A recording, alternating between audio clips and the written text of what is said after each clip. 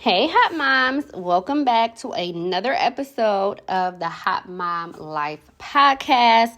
I'm Amanda, your fellow Hot Mom, and together we are on a mission to elevate, inspire, and live life unapologetically. This is a space where we keep it real. We keep it real about juggling motherhood, pursuing our big ideas and dreams, and showing up as the confident, powerful women that we are all meant to be.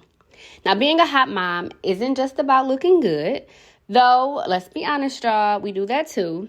It's about feeling good, setting boundaries, leading with love, and building the kind of life that lights us up from inside out. So today we're going to dive into one of my favorite ways to set that vibe for the year, and it's choosing a word of the year. So we're kicking 2025 off with intention, and I'm also going to share my mantras. If you watch my most recent kind of YouTube vlog, I actually started a series, which I'll talk about at another podcast, but I started a vlog series on coffee, shop, and chill, and then that time I actually set my 2025 mantras. So I wanted to dig a little deeper in how I selected these mantras and how they're going to guide me to show up bigger and better in 2025. These are things that are little reminders that keep me grounded, they keep me motivated and always shining.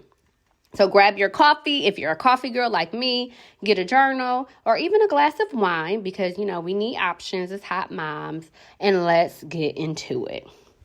So if you've been around for a while, so follow me on social media, have been a part of the Hot Mom Tribe in the past or attended any of my events, I love a good theme for the year. Choosing a word of the year has been a game changer for me, y'all. It's not just a cute idea. It's really that daily reminder of how I want to live, grow, and show up. My word is usually my compass for my decisions, my goals, and even my mindset. We know life is going to life, y'all. Life be lifing. It's going to throw us different curveballs. But the word really becomes my anchor. And I want to share this with you because sometimes we need something to anchor to so that we can keep showing up and being our hot mom selves. So last year, I think my word was momentum. I say think because my year was a little crazy. I talked about it on the last podcast. But I wanted to just keep building, keep moving forward, even when things got hard. Now, on the last podcast, I said my word for 2025 is going to be intention. But, we got to remain flexible and agile. And even since I recorded that episode, I have just felt this shift, which honestly made me want to change what my word was. And you can do that. This is your life. This is my life. I'm changing it. I don't care if I did say it last week. But I want to pick a new word, and it's going to be elevate. So my 2025 word for the year is elevate, okay? I initially chose intention or intentional because it reminded me to show up with purpose in everything I did. And obviously, I still want to do that, from everything, from my work, how I spend time with my family. But like I said, I just have had this gnawing feeling that I really want to elevate in 2025. I think 2025 is going to be all about leveling up, and that's in everything. So my mindset, my health, my brand, my relationships, and also the way I show up for my family and ultimately myself.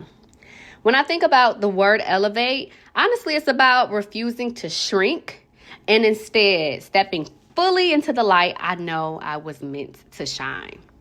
So I feel like, elevation, about breaking the past good, right? Because good is good, but I really want to step into greatness in 2025. So I think I'm all set, y'all. Now, I don't know. I might have a shift later on in the year. And again, I can make those pivots and changes. But right now, I feel like I'm very set on elevation being my word for 2025. When I think about elevate, I really picture myself kind of rising, right? Rising above all of the excuses that we have, all of the distractions, and anything that doesn't align with the woman that I'm becoming. So it's just reminding me that even though, like I said, I feel like, I'm good, right? But there's always room to grow and improve. And just remembering that I'm worthy of all of the success and the joy that I'm working toward. So I think I'm set. I think my word will be elevate for 2025. Now, what's your word? Do you pick that? Do you pick a word for 2025? Is that a practice that you do regularly? And if not, if you have done this before, but maybe you haven't decided yet, or you just have never done this, don't worry. I got a couple of tips that I'm about to share to help you figure it out. Okay. So I'll definitely help you figure out how to pick a word. Just give me a couple seconds. Now, along with my word, I shared with you before that I've also adopted some mantras to keep me motivated. And these are just my little reminders that I repeat to myself. I actually have them posted near my desk in my office. But these are just things that I keep top of mind when I need a little push. So they're like, my little internal pep talks. And they just help to remind me of what matters most, especially when life gets busy and challenging, okay? So that's what I did in the video. I'll actually link to my little mini vlog so you can watch it with my Coffee Shop and Chill series. But I wanted to share with you my 2025 mantras. I usually pick 10, but this year I have 11. I have an honorable mention. But again, just my little reminders to myself of, what I'm capable of, what I'm aiming towards to help me stay on track. So the first one is don't let up. So this year I want to stay consistent. I want to stay committed. I want to keep the momentum that I have going. So I really want to stay focused with my goals. Even when it gets hard, I want to remind myself that persistence is the key to turning that good into great. So I'm not going to stop until I get there. Number 2, authenticity attracts abundance. I really want to show up as my true self. And this is that reminder that when I show up that way, I'm going to attract the right people, the right opportunities, and the right experiences into my life. I don't want to, pretend or perform. I want to just stay, authentic to myself, to be real, because being real is always enough. Number 3, big moves, bigger impact. I'm not just focused on my personal wins this year. I shared a little bit in the last episode that, I really want to start back that community, and I really want to make an impact on other women. So I'm committed to making moves that elevate me and leave a lasting impression on the people around me too. Number 4, boundaries are self-love in action. This is a big one for me. So saying no to what drains me, saying no to what I don't want to do, what I'm not comfortable with, is really saying yes to what fuels me. So I know that, setting boundaries, it isn't selfish, it's necessary. And I have to remember to say no and protect my peace, because that's really one of the ways that I will continue to show my self-love in 2025. Number 5, progress is better than perfection. I am a recovering perfectionist, y'all. So every step forward matters, even the messy ones, right? Just one of those acts is just pressing the send button on this podcast. It may not be perfect. It may not be how I envisioned it to be, but done is better than perfect. So I want to let go of perfectionism this year. It's not about doing things perfectly, but just moving forward. All of those small steps that I plan to take, they're going to matter. And I want to celebrate just the progress along the way and stop getting in my own way, okay? Number 6, harmony over hustle. Oh my goodness, I don't know how many times we've heard, that booked and busy, busy, busy, busy. I want to let go of the glorification of busyness and choose balance. And that's just so important, okay? I don't want to be burnt out. I refuse to be burnt out in 2025. So my focus is on creating balance and finding joy in the process. I want to work smarter. I'm going to talk about, just putting systems in place on another episode. I want to work smarter, not harder. And I want to prioritize, having peace and having that sense of serenity and calmness and not feeling like I'm just, a chicken with my head cut off or I'm chasing my tail over just that constant grind. I want peace. Number 7, wellness is my foundation for greatness. I want to take care of Amanda this year. I want to take care of my body, my mind, my spirit. I want to just really focus on all of that and make it really non-negotiable in 2025. I know that everything will start with how I feel. And that's why I just really want to prioritize, that physical, mental, and emotional well-being this year. When I take care of myself, I can show up as my best in every area of my life. So I want to, continue to prioritize that. Number 8, get somebody else to do it, okay? 2025, I can't and I won't do everything myself. Delegation is going to be my new BFF, okay? Whether it's at work, at home, anywhere, honestly, in any aspect of my life, I'm just really going to release being afraid to let other people step in because I want to lean on my village and, depending on where you are in life, pay for your time because it's very valuable. So I'm getting somebody else to do whatever I can, what makes sense. So I can focus on what truly matters. Spending time with my family, growing my brand, all of those great things. So I'm getting somebody else to do it, y'all. Number 9, know when to know. KNOW, when to NO. I've heard that. I don't remember the lady, but I spoke on a panel with her before, and it has always stuck with me. But saying no, learning that saying no is a powerful thing that I can do for myself. So I want to just feel okay with my no and be okay with declining whatever doesn't align with my priorities or my growth. So, again, every no I give to other people is a yes to me. And I want to just stick firm with my yes to myself because that's more important. And I just don't want to be a people pleaser. Number 10, I'm built to shine, not shrink. You know how many times I felt like I had to kind of shrink myself to make others feel comfortable? I'm not doing that no more in 2025, okay? So this is a mantra to remind myself that I was made to take up space and let my light shine. I don't want to dim my glow to make other people feel comfortable. I really want to step fully into my power this year and be very unapologetic about it because it's more of a personal problem on their end than it is an Amanda problem. Take that up with your therapist. I'm not about to dim myself because it makes you uncomfortable. And again, I told you I had a bonus because I could not just limit it to 10. So my last one is discipline over motivation. And this is a big one for me to continue to elevate. And all of these are about elevation. But I realized that motivation kind of comes and goes, right? It's the beginning of the year. We're all set on new year, new me. But then once that wears off, it's so easy to go back to your old ways. So I want my discipline to keep me moving forward, these systems. And I'm excited to record this, to talk about the systems and things that I want to put into place. But I don't want to wait for the right mood or the perfect moment. When I feel like it, I want to commit to showing up for myself, even when it gets hard, because it will. It's going to be times when I just really am not going to feel like doing something, but I have to be consistent and disciplined. Consistency is where the magic happens.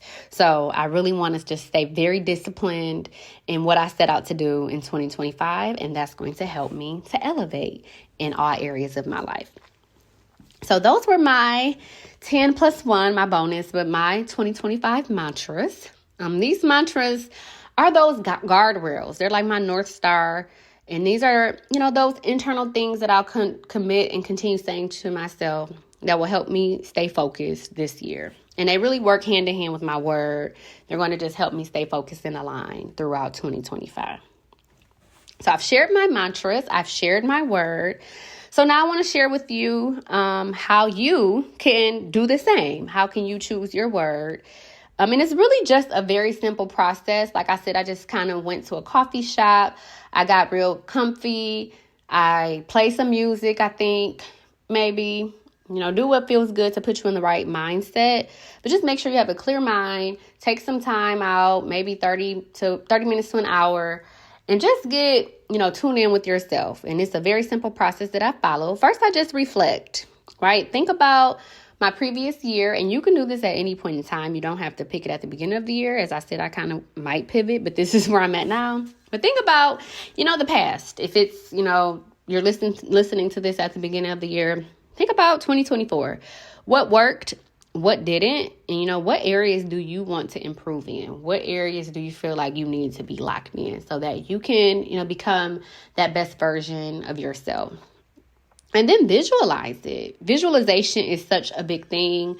Picture yourself. How do you see yourself at the end of the year? Like, what's your energy? What do you look like? Visualization exercises are so amazing because you have to see it to believe it. So, I've gotten to the point where, I could do like how I see myself in 5 years and 10 years. And I want to continue to like work on doing that because, things always shift and change. But even to the point of like, how many times a year am I vacationing by myself, with my friends, with my family, with my kids? What kind of car am I driving? Like, what am I doing on a normal day? What am I wearing? Like, what type of energy? What do I smell like? What does my body look like? Am I in shape? Like, I want to really get to the point where I can see myself as the best version of myself so that I can make decisions today that will help me get there. So if you've never done like a visualization exercise, it is so powerful and I strongly encourage you to do it.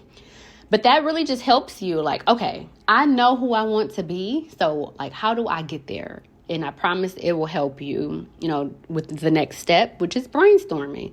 So jotting down, a list of words that resonate with you. Things like be bold, fearless, balance, because I know we all struggle with that, especially as moms.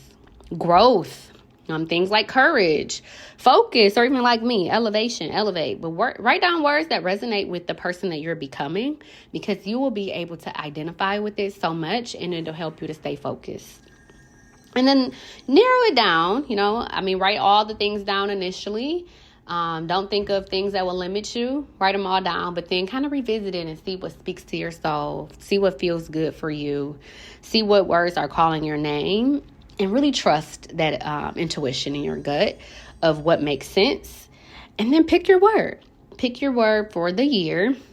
And then once you have your word, I think it's easier, at least for me, to come up with my mantras because then you can identify, the areas that you really need to focus on. You want to grow, or principles that you want to live by that will help you stay focused and grounded on that word. Keep them simple. I know I have 11. Maybe you might have 2. Maybe you have one mantra that you really want to focus on. Maybe you have 20. Like I said, I like to type mine up and print them out and have them near my desk or areas that I look at a lot. I might even put them like on my phone screensaver. But I really want to make sure that, I'm grounding in on these principles and mantras because they're really going to help make sure that I don't revert to the 2024 Amanda or my past self, but that I'm really focusing on becoming that best version or that next version of myself and continuing to elevate. Having that know when to know.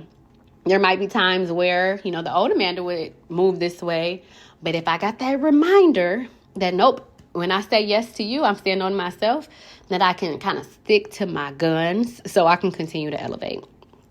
But remember, there is no right or wrong word, right or wrong mantras.